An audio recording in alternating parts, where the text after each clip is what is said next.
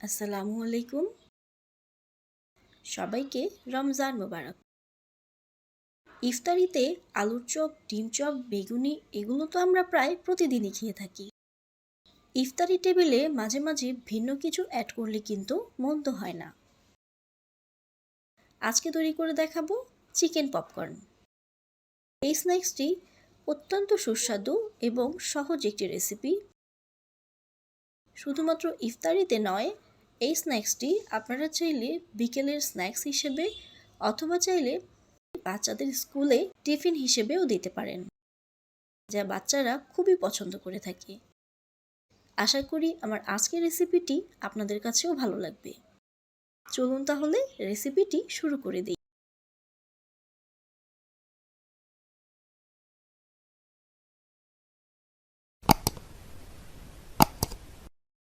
Chicken popcorn তৈরি করার জন্য এখানে আমি 250 গ্রাম বোনলেস চিকেন নিয়েছি। একটি মিডিয়াম সাইজের চিকেনের বুকের অংশটুকুকে আমি এভাবে ছোট টুকরো করে কেটে নিয়েছি। আপনারা চাইলে আপনাদের পছন্দ সাইজ অনুযায়ী ছোট বড় করে কেটে নিতে পারেন। এগুলোকে খুব ভালোভাবে ধুয়ে একটা স্ট্রেনারে পানি ঝরিয়ে নিচ্ছি। পানি ঝরানো হয়ে গেলে এখন দিয়ে দিচ্ছি 1/4 চামচ আদা বাটা, 1/4 চামচ রসুন বাটা, দিয়ে দিচ্ছি ভিনেগার 1 চামচ পরিমাণ। আপনারা চাইলে এখানে ভিনেগারের পরিবর্তে সয়া সস বা লেবুর রসও ব্যবহার করতে পারেন।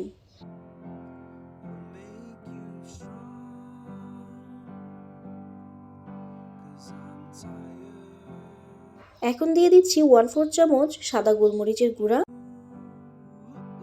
এবং 1/4 চামচের একটু বেশি লবণ। প্রায় 1 টেবিল চামচ পরিমাণ দিয়ে দিচ্ছি সুইট চিলি সস। চিলি সসটা না থাকলে আপনারা এখানে নর্মাল টমেটো সসও ব্যবহার করতে পারেন। সব উপকরণ ভালোভাবে মিশিয়ে নিচ্ছি।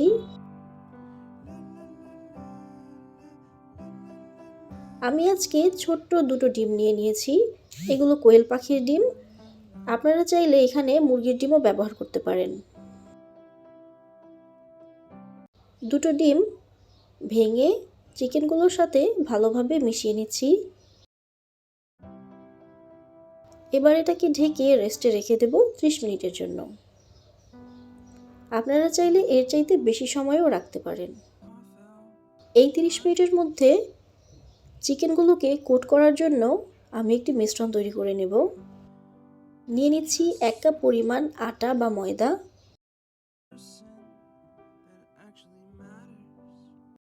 সামান্য পরিমাণ লবণ দিয়ে দিচ্ছি, দিয়ে দিচ্ছি 1/4 চামচ লাল মরিচের গুঁড়া। আপনারা চাইলে এখানে সামান্য পরিমাণ হলুদও অ্যাড করতে পারেন। শুকনো উপকরণগুলোকে ভালোভাবে মিশিয়ে নিচ্ছি। রেস্টে রাখা চিকেন থেকে 1 পিস চিকেন আমি এই শুকনো ময়দার মধ্যে দিয়ে দিচ্ছি। খুব ভালোভাবে চিকেনগুলোকে কোট করে নিচ্ছি।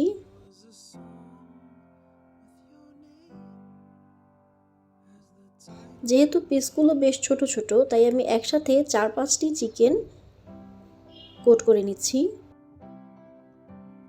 খুব ঘষে ঘষে ভালোভাবে এগুলোকে কোট করতে হবে।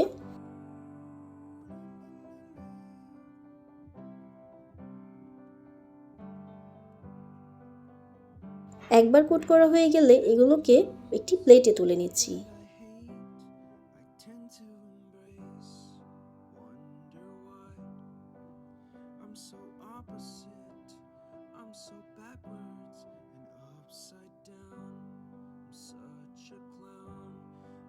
একটি বাটিতে নিয়ে নিয়েছি ঠান্ডা পানি। পানির মধ্যেই চিকেনটা দিয়ে দিচ্ছি এবং 10 সেকেন্ডের মধ্যেই চিকেনটাকে তুলে নিচ্ছি।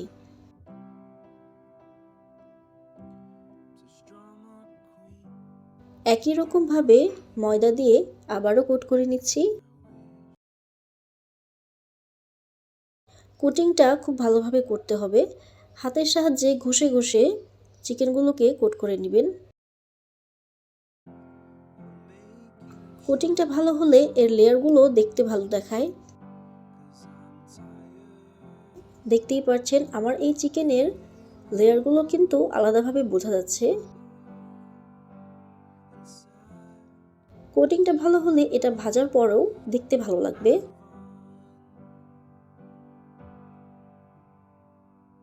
সবগুলো চিকেন কোট করা হয়ে গেছে, এবার ভেজে নেওয়ার পালা। চুলায় একটি প্যান বসিয়ে দিয়েছি।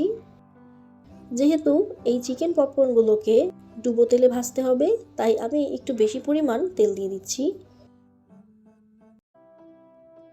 তেলটা গরম হয়ে আসলে একে একে চিকেনগুলোকে দিয়ে দিচ্ছি। তেলটা আমি অতিরিক্ত গরম করব না। অতিরিক্ত গরম করলে চিকেনটা দেওয়ার সাথে সাথেই কালার চলে আসবে এবং এর বাইরের অংশটা পুড়ে যেতে পারে।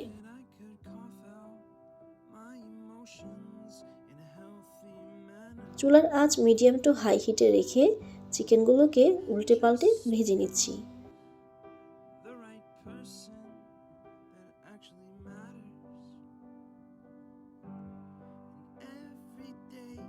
দেখতেই পারছেন আমার চিকেন পপকর্নগুলো কিন্তু দেখতে বেশ সুন্দর হয়েছে এবং ভালোভাবে কোটিং করার ফলে এর বাইরের লেয়ারগুলো কিন্তু বেশ ভালোভাবে বোঝা যাচ্ছে।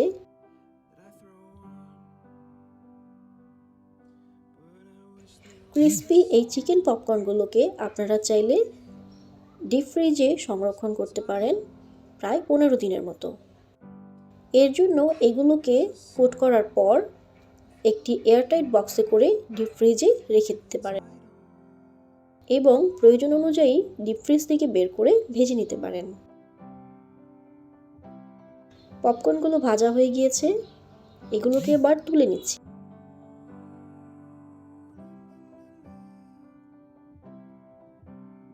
একইভাবে আরও কিছু চিকেন পপকর্ন ভেজে নিচ্ছি।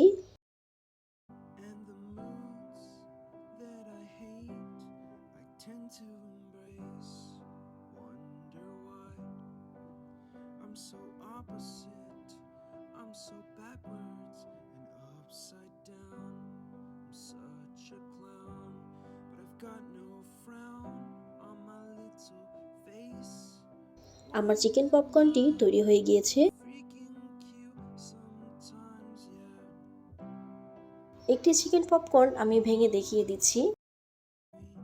দেখতেই পাচ্ছেন এর বাইরের অংশটা কতটা ক্রিস্পি হয়েছে এবং এর ভেতরের অংশটা কিন্তু সফট রয়েছে।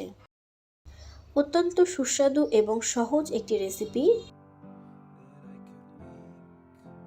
আশা করি আমার আজকের রেসিপি আপনাদের কাছে ভালো লেগেছে। ভালো লেগে থাকলে লাইক, কমেন্ট, শেয়ার করবেন। আমার চ্যানেলে নতুন হয়ে থাকলে চ্যানেলটিকে অবশ্যই সাবস্ক্রাইব করবেন। আর যারা আগে থেকে সাবস্ক্রাইব করেছেন তাদেরকে অসংখ্য ধন্যবাদ। সবাই ভালো থাকবেন। আল্লাহ হাফেজ।